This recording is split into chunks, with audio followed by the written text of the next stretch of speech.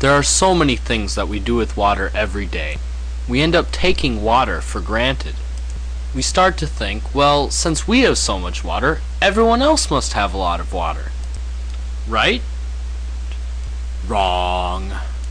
In fact, there are people all over the world without water.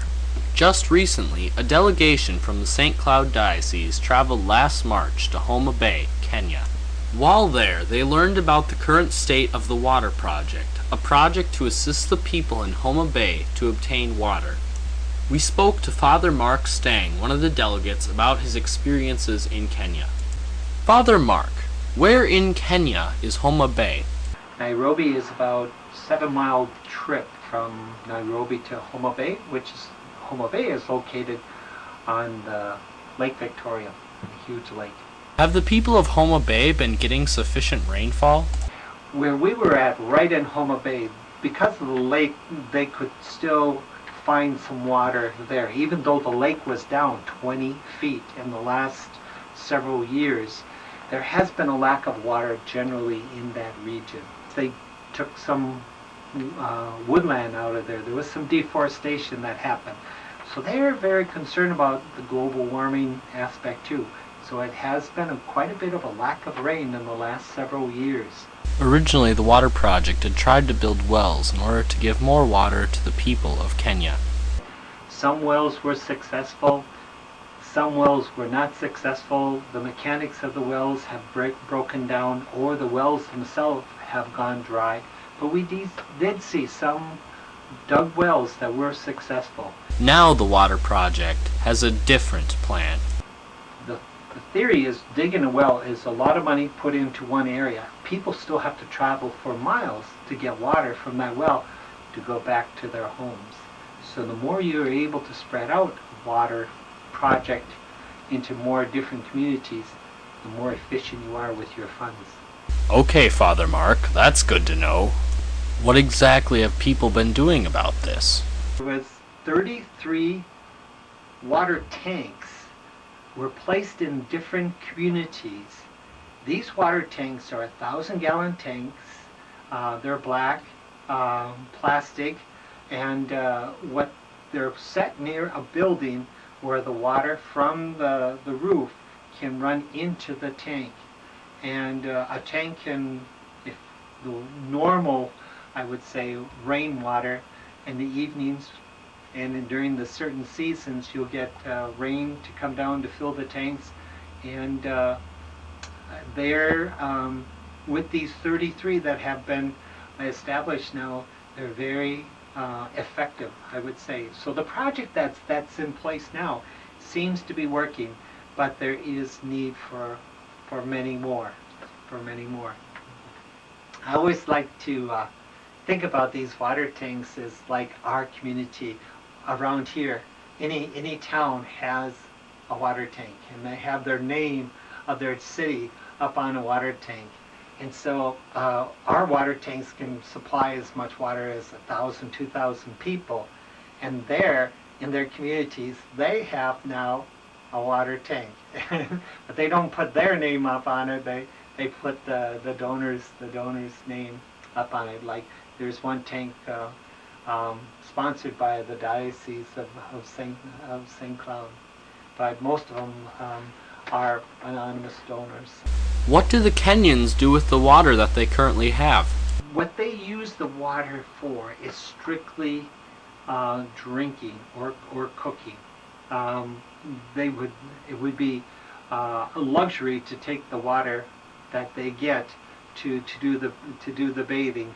Usually they travel to the water into the river, and that's where they do their cleaning of the clothes and their bathing. And the river isn't very clean water at all, because the animals use it too, and the rivers are quite dry at this time as well. So they still have to walk quite a distance to get to a river source to do their bathing and their washing of their clothes.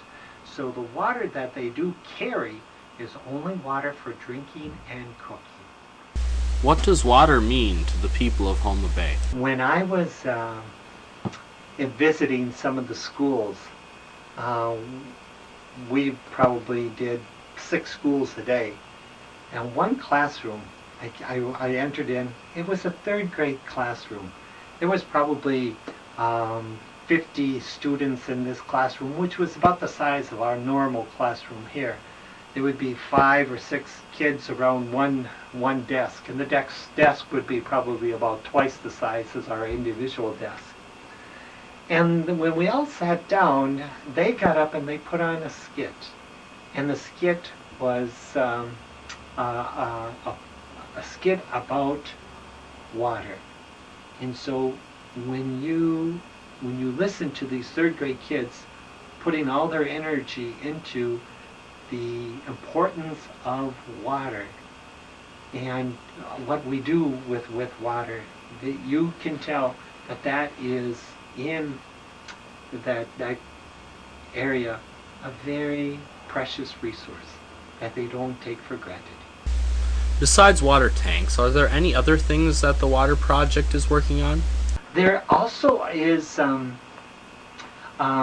different other projects that they're trying to work with, like to dig along the road to excavate a pond, to actually make a holding pond along a road so people can come to do their fetching of water, or actually theirs where they could do their washing of their clothes.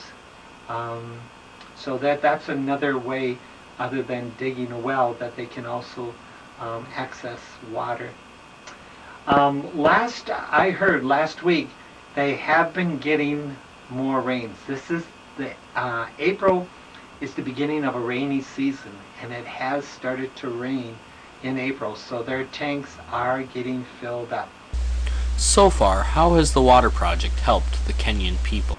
The water project has been quite effective to lift the spirits of the people that I've witnessed there. What do people in Kenya think of us in the United States? They are more and more interested in what it's like to live here in the United States. Not in a materialistic way, saying I want all that material, but they just want to know about our life so that they can be praying for us.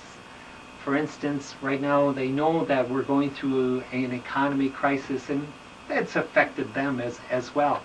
But they're praying for us.